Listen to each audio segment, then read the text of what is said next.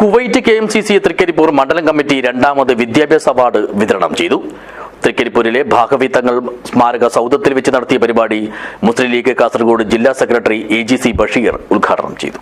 This news sponsored by Jyothi institute of medical technology, Nithyananda building, main road, Kanhangad.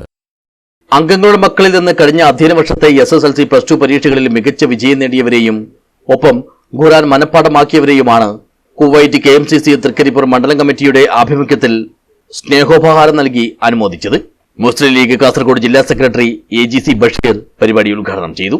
KMCC ആണ് ഈ life security scheme തുടങ്ങിയത്. പിന്നീട് എല്ലാവരും മാതൃകയായി മരിച്ചുപോയാൽ ആ കുടുംബത്തിന് താങ്ങായി ആ സംഘടന നിൽക്കുന്നു എന്നുള്ളതാണ് അതിന്റെ ഏറ്റവും വലിയ പ്രത്യേകത. കുവൈറ്റ് KMCC ആണ് അതിന്റെ ഒരു തുടക്കം കുറിച്ചത്.